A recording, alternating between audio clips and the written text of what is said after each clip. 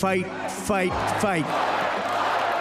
Like, who's to say how anybody's gonna react in that moment? But why did he choose the words fight, fight, fight? Because, like, if you think about what's going on in his head, he's probably assuming that whoever attempted to take his life doesn't like him very much. So then you go from there to be like, well, who wouldn't like me? Well, probably a Democrat. So then he's saying fight, fight, fight. Against whom exactly? Probably the shooter, but, like, I don't know. It's an interesting choice of words. Because, like, you want to project strength in that moment. Anybody would. Not everybody's gonna be able to do it, obviously. If this was Joe Biden instead of Trump, I don't think he would have pumped his fist in the air and said anything. I think he would have just been whisked away by the Secret Service. You know, if you're a president or former president, you've been briefed on and you've thought about what might happen if the worst thing happens and somebody tries to take your life and how you would respond to that. And the overwhelming thing is that you know if you survive, it's going to help you in your public image. So you're going to want to facilitate that as much as possible. So, like, I don't think it's weird that he tried to project strength in that way. It's just an interesting choice of words. It makes me wonder.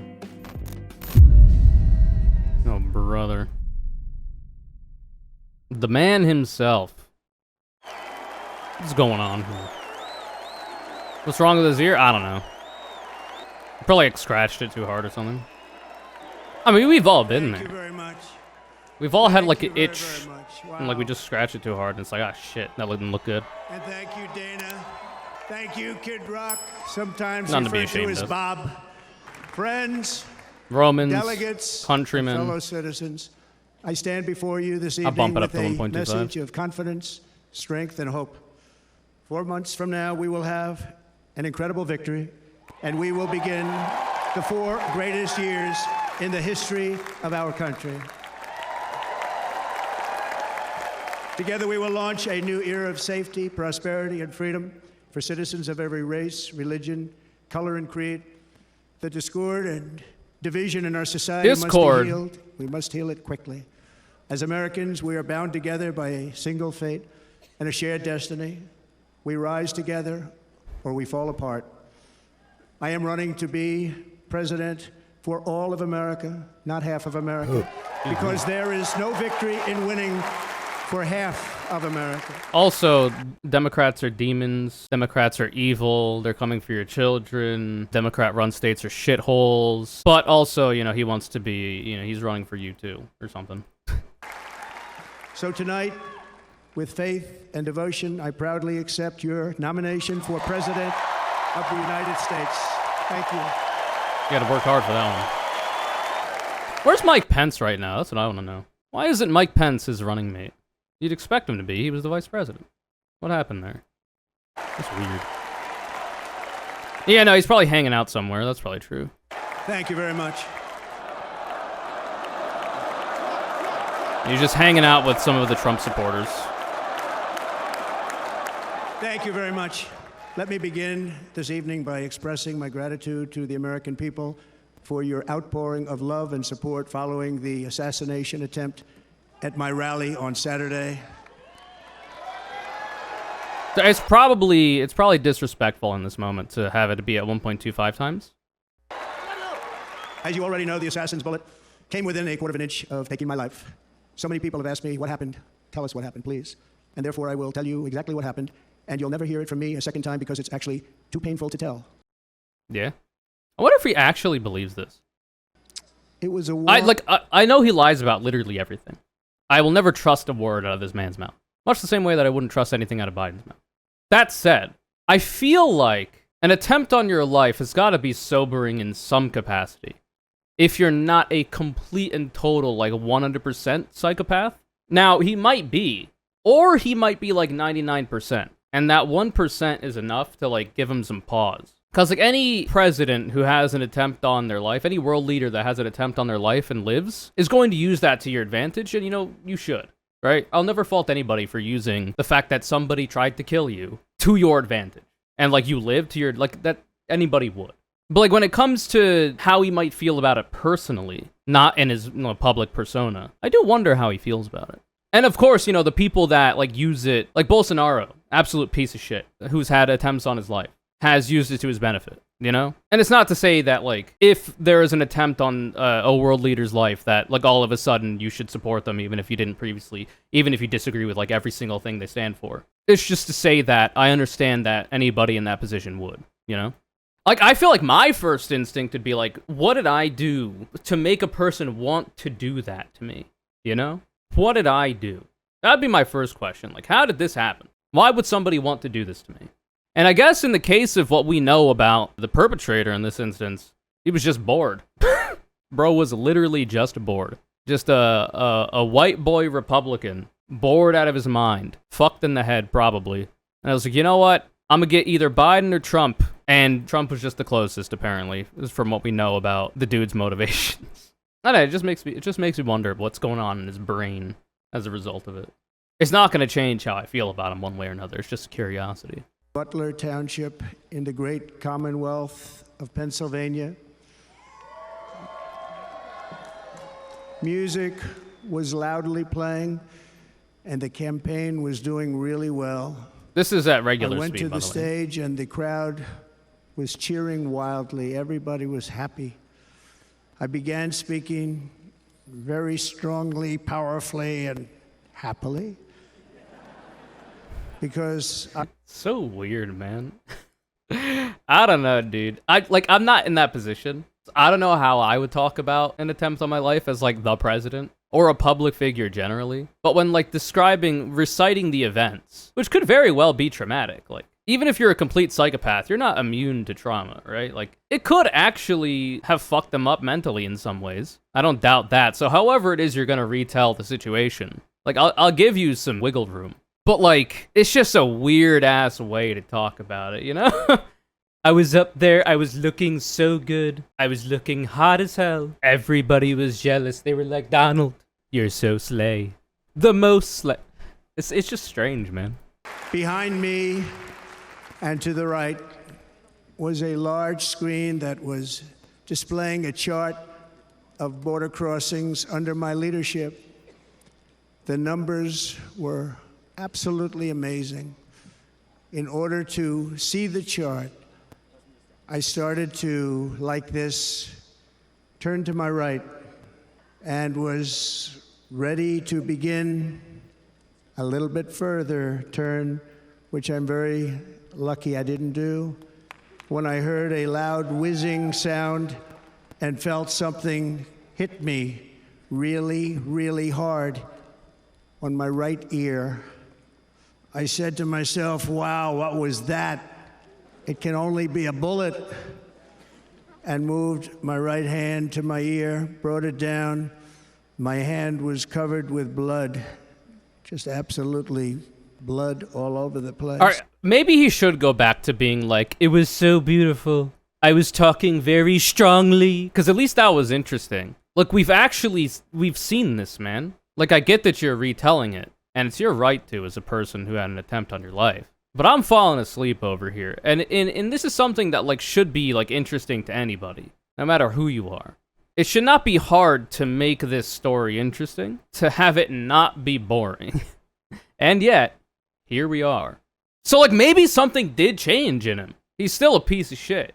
He still probably believes all the insane bullshit he believes and wants to, you know, do bad by so many people in the country. But like maybe personally, something has moved in him, because this is not very entertaining.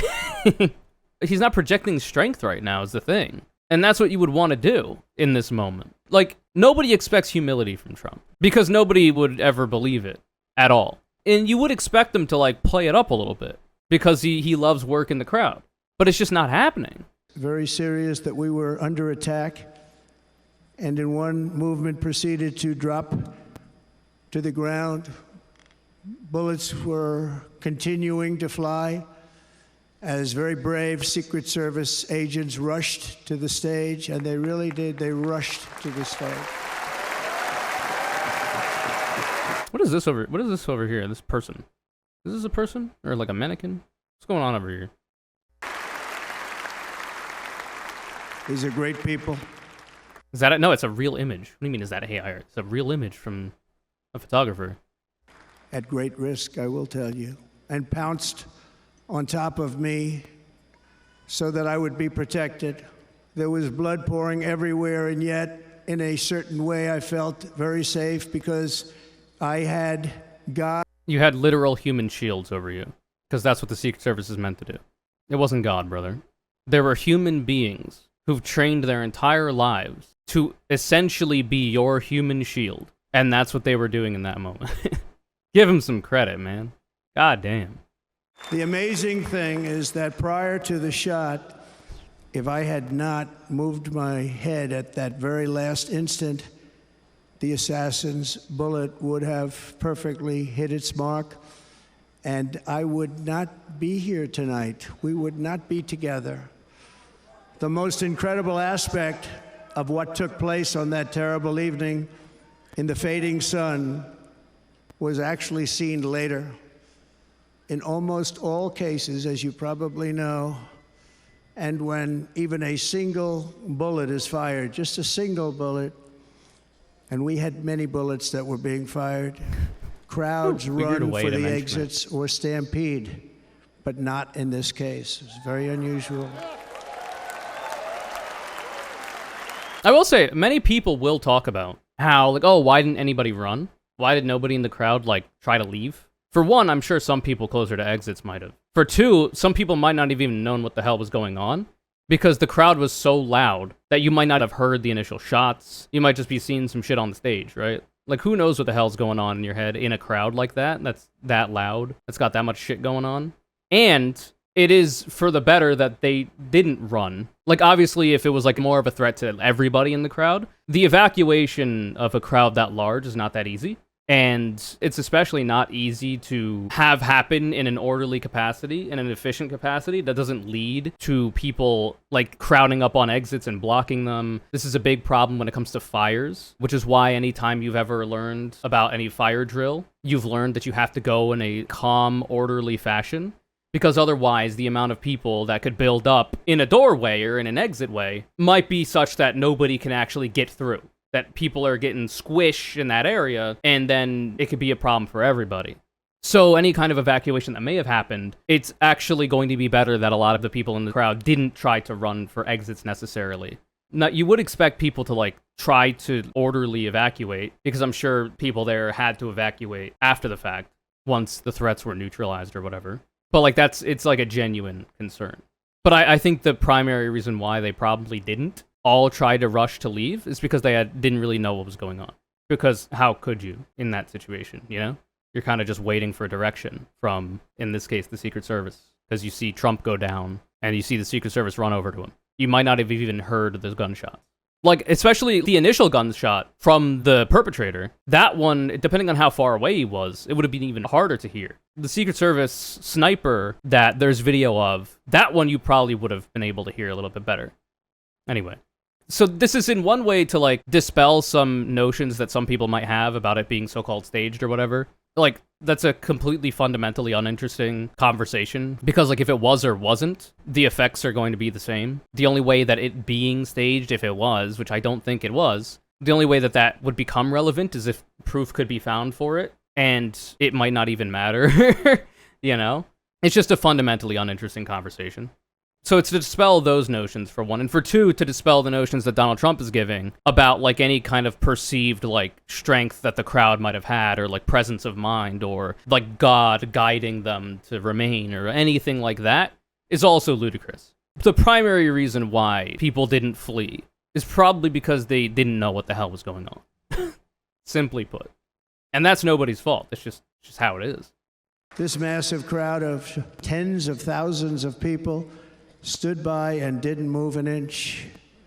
In fact, many of them bravely but automatically stood up looking for where the sniper would be. They knew immediately it was a sniper. And then began pointing at him. You can see that if you look at the group behind me. That was just a small group. Yeah, like, that's probably not a good thing to do. Like, I'm not part of the Secret Service. If I was, I'd have to tell you or something. I'm not in law enforcement, and inshallah, I never will be. But, like, I don't think that's a good thing to be doing, is, like, pointing out the shooter. Because, like, what are you going to do? Like, who is that helping, right?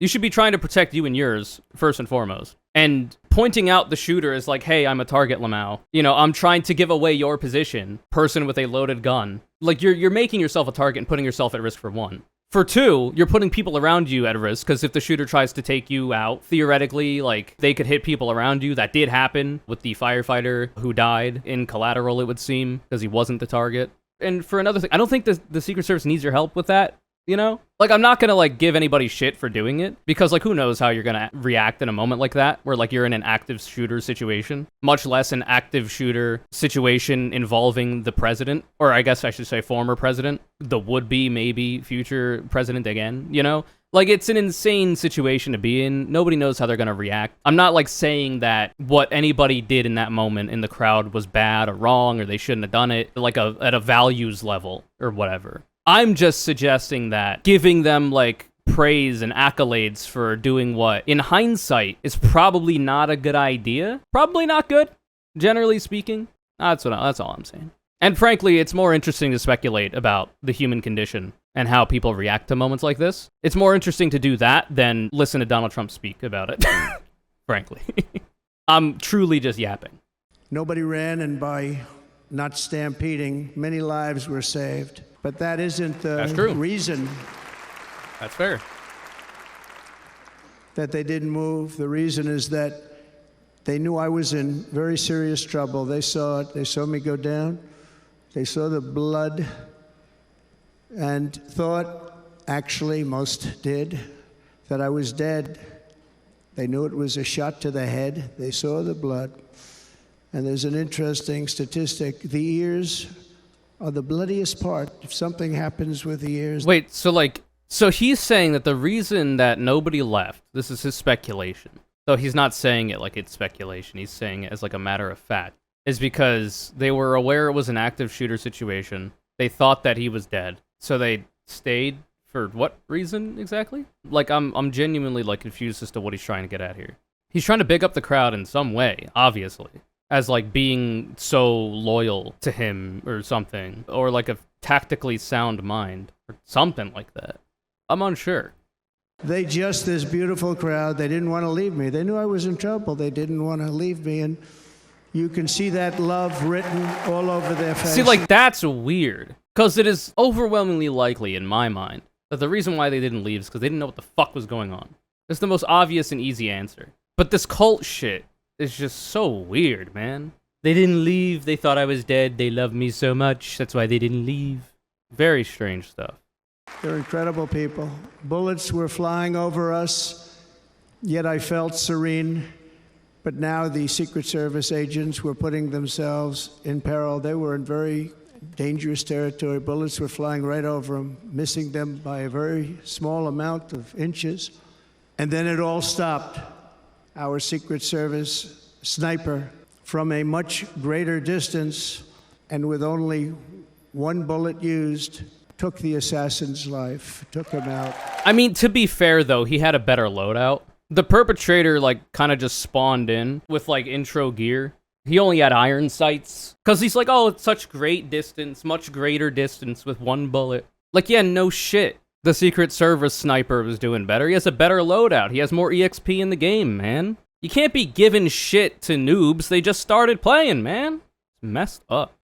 Anyway, I am curious as to, like, how much he's going to praise the Secret Service. Because the aftermath from conservatives outside of, like, all the cult shit has been like, the only reason that this happened, it was allowed to be such a close shave, it almost took his life. The only reason is because there were women in the Secret Service. It was DEI, actually, that made it so that he even got hit to begin with. If it was all men, it never would have been like that, or whatever, you know? So it does make me curious how he's going to talk about his own Secret Service detail, you know?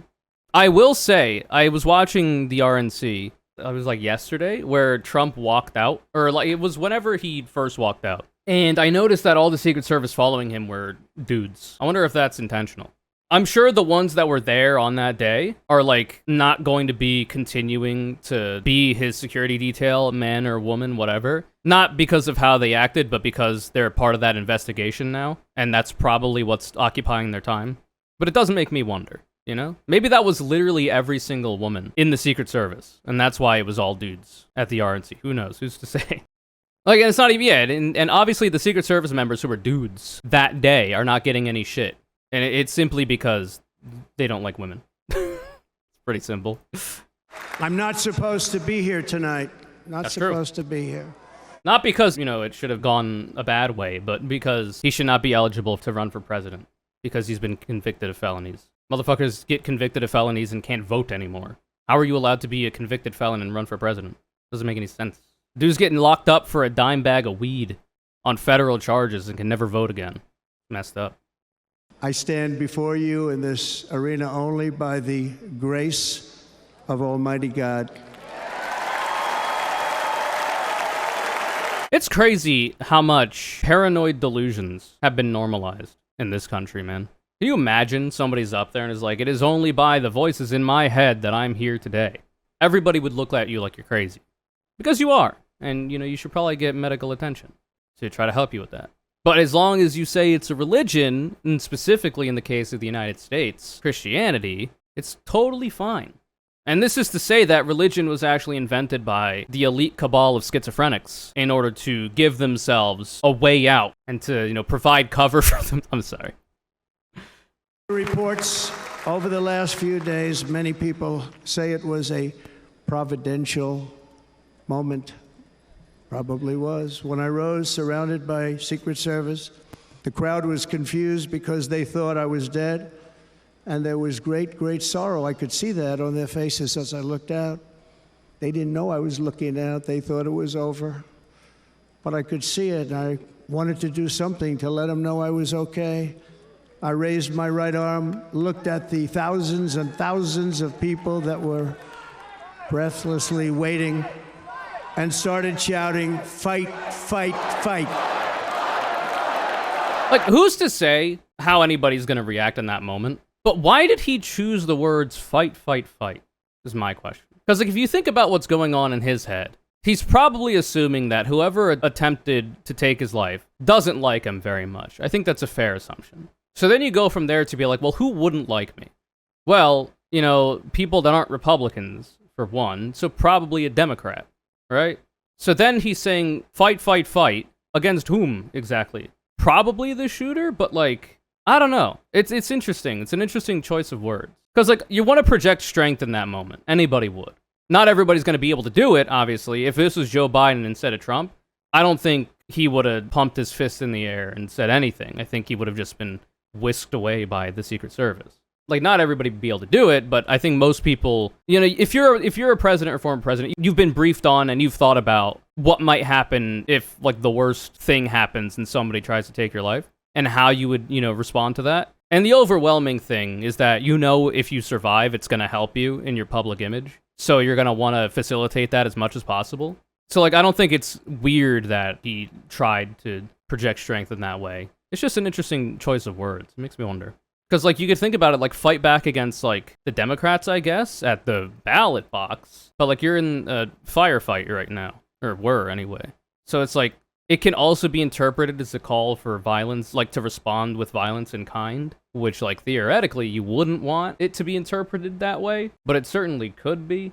But, I mean, in an intense situation like that, who knows what the hell you're thinking about? And maybe, people would think I'm giving him too much leeway here. I'm not necessarily condemning him for the choice of words. I'm more so speculating about the thought behind it, because it doesn't really matter his intention. It matters how people received it. And I think the way a lot of people would receive it, your average Joe, it's just going to be fight back against the woke left Democrats at the ballot box, blah, blah, blah, blah, blah. But for the majority of domestic terrorists in this country, of which the majority, I should say, are white supremacist terrorists, it's definitely something that I would want to clarify, if there was any question about it, especially for all the calls for unity that the Republicans have been doing and to tone down the rhetoric. You'd want to probably clarify, but I don't think that's happened. It's definitely good for the cult, though. Definitely a Poggers moment for bolstering the ranks in the cult. So that's good for him, I guess. Once my clenched fist went up. My clenched ass. And it was high into the air. You've all seen that. The crowd realized I was okay and roared with pride for our country like no crowd I have ever heard before. Not gonna lie, the picture goes hard? Yeah, no shit. Anybody who suggests that the picture doesn't go hard is lying to themselves. That said, anybody who suggests that it's the hardest picture ever taken is delusional. Actually delusional.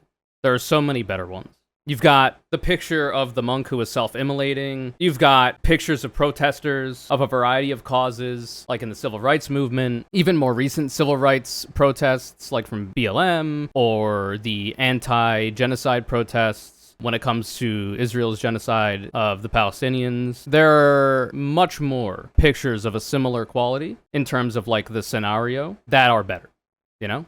So you're delusional if you think that this is like the hardest picture ever taken. Maybe of a president, but I doubt that even. There's probably better.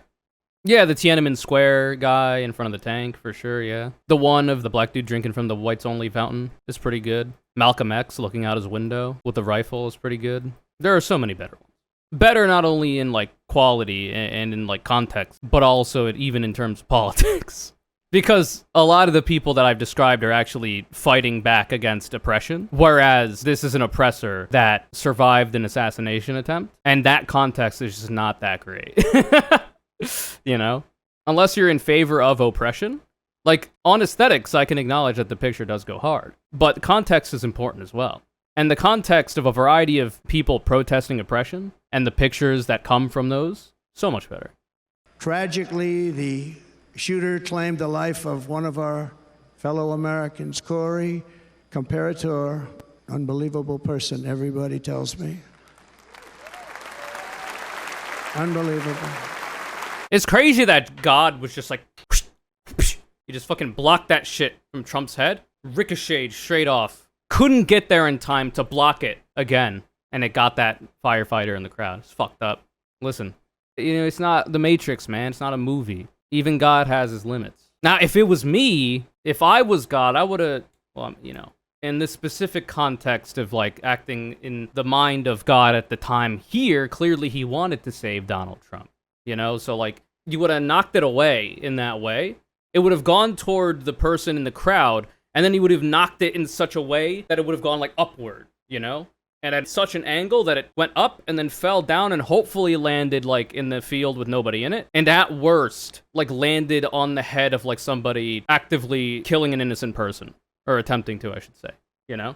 If it was me, though, it would have been ricocheted back to the original shooter, the would-be assassin, because that would have been play of the game. You fucking ricochet it from Trump.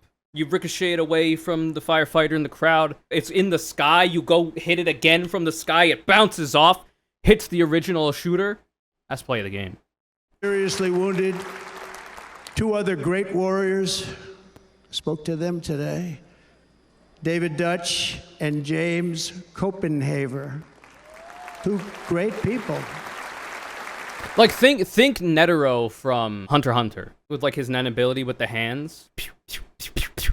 You know, you just move the Nen hands out, knock the bullet around. Would have been sick. I also spoke to all three families of these tremendous people. Our love and prayers are with them, and always will be. We're never going to forget them. They came for a great rally. They were serious Trumpsters, I want to tell you. They were serious Trumpsters. And still, well, you got to be making these people look good, man. What are you doing? What the hell? They lost a father, man. Don't be insulting them. Damn. But Corey, unfortunately, we have to use the past tense. He was incredible. He was a highly respected former fire chief, respected by everybody. Was accompanied by his wife, Helen, incredible woman. I spoke to her today, devastated. And two precious daughters. So we did speak with him? It seems like people are suggesting he didn't speak with them initially, like as quickly as you would hope. But, you know, who's to say? He did go golfing shortly thereafter. Which, like, everybody copes with trauma in their own way. I'm just saying it's not what I would have done. Especially if you're going to go with the angle of God deflected the bullet for you. Because, like, what about where the bullets hit then, man? Like, you know, what does that say about that? He lost his life selflessly acting as a human shield to protect them from flying bullets. He went right over the top of them and was hit. What a fine man he was. But he's saying, if you don't know, the story is he acted as a shield for his family and took the bullet that way. Not to be construed with being a human shield for Trump.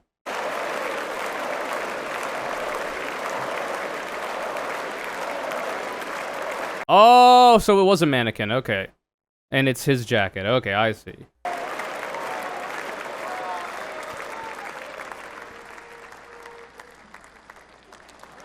where he kissed the helmet. I don't know, man. That's a little weird to me. I get, like, having the jacket. I feel like you should still have a mic on you, a microphone, so you can talk. Because, like, doing it in silence like this, it's just a bit strange. That's all I'm saying. Like, he's like, it's like a, like, he's patting it. You know, it's just, the vibes are off. Oh, shit. I've lost the place. Well, yeah, it's a photo op. I know that, but, like, as far as photo ops go, it's pretty weird. Like, that... It's strange, man. The disembodied jacket and helmet of the dude who died. You, like, put your hands on the shoulders of it and, like, give it a pat and a peck. Like, it's just strange, dude. It's not my fault. And it's not even just because it's Trump, dude. Anybody doing this. Like, I get having it there, but, like, I feel like if I was to do this, I would have liked to have it closer to me so that I can speak into the mic, or have a mic with me. So I could, like, say everything I was just saying while, like, showing everybody the jacket and whatnot. You know? Because, like, in the silence, like, it's just, I don't know, it's just weird vibes from me personally. I don't know. Our resolve is unbroken and our purpose is unchanged to deliver a government that serves the American people better than ever before. Oh, yeah, man. Nothing will stop me in this mission because our vision is righteous and our cause is pure. No matter what obstacle comes our way, we will not break, we will not bend, we will not back down, and I will never stop fighting. The ear bandage is oddly infuriating, mostly because many Trumpsters don't see it's just a cheap publicity stunt. What do you mean? He's got an ear that had a bullet pierce it. He's gonna have a bandage on it, dude. What do you expect him to do? Just have his bloodied, crusty, scabbed over, healing ear out for everyone to see? You could see it in the picture, yeah, like, part of his ear is gone. Frankly, I would rather not see his healing ear. I prefer the bandage stays on it. And everything I have to give with all of the energy and fight in my heart and soul, I pledge to our nation tonight. Thank you very much. I pledge that to our nation. We're going to turn our nation around, and we're going to do it very quickly. Thank you. The bandage looks goofy. I mean, I'm sure there are different kinds of ways you could put a bandage on an ear. It is what it is. This election should be about the issues. Listen, the people who are really making light of it aren't the people that are, like, conspiracy posting about it. But it's the Trumpers out there that are fucking putting mock bandages on their ears. That shit's weird as hell. And disrespectful, frankly. Bro, if I nearly got killed and now have a hole in my ear and have to wear a bandage on it, which I would probably prefer to not have to wear, I would not want to see dumbass motherfuckers out there put fake bandages on their ears. That's disrespectful. The fuck are you doing? They what now? Yeah, there's a lot of them, too. If you look it up, a lot of the Arizona delegates, apparently. To be fair, they were putting on diapers in solidarity of him shitting himself in court. I don't know that that was true. I seem to remember a variety of takes on that one. Either way. Facing our country and how to make America successful, safe, free, and great again. All right, I'm bored as hell. This was pretty fun, though, for while it lasted. Wait, is that real? The RNC spelled Comperatore's name incorrectly in what was supposed to be a respectful memorial of a hero? Really? Compertore. Comperatore. So there's supposed to be an E after the R. Or an A after the R, I mean. Is that true? Comperatore. Oh shit, there is supposed to be an A there. That's unfortunate. Oh man. There is supposed to be an A. Wait, we were just watching it. Wait, let me... Ah, for fuck's sake. One sec. We were just there. Wait, let's see it. What the hell? Alright, where is it? God damn, he talks for a long time. Alright, we're there. Alright, he's walking over to it. Compertore. Oh, no. Oh, that's unfortunate. It can't be that the jacket isn't the real jacket, because didn't he say that the fire station sent them the jacket? No, I thought he said that the fire station sent the jacket. Maybe I'm wrong. I want to thank the fire department and the family for sending his helmet, his outfit, and... okay! It was just something... There you go. He said, thank the fire department and his family for sending the helmet and his outfit, which you would assume would include the jacket. So if it is the real jacket, why is his name spelled wrong? And if it's a prop, that's funny. Because if it's the real jacket, then, like, the fire department fucked up when they made the jacket, and it's been that way for a long time, maybe? Or if it is a prop, then it's spelled wrong. I don't know, dude. Not a Fox News article, and they said the same thing. Corey Comperatore's fire gear to be placed on stage with Trump during RNC speech. His gear will be placed on the stage during the speech. Comperatore's fire helmet and jacket are being shipped to Milwaukee by his family and will be placed on the stage of the convention just before Trump's remarks. So yeah, it has to be that... I don't think it was the RNC in this case that spelled the name wrong, if this is supposed to be the actual jacket. I think it was just spelled wrong to begin with. Because everything I see about this man's name is that it's Comperatore. There's an A after the R. Found a tweet from 4 days ago showing the jacket at the firehouse where the name is Compertore. Yeah, no, it's just it seems to be that it was just a mistake by the fire department or whatever. Which in that case, like, you would want to keep the OG, even if it has the misspelled name. Because it's probably, like, when this dude was still alive and he was at the fire station, like, he was probably making jokes about the fact that it was misspelled. All him and his buddies. So, like, it's probably a good memory in that way. So I don't think it's a big deal. People being like, oh, the RNC spelled it wrong. That seems unlikely. If that ends up being the case, then that's funny as fuck. But I don't think it is.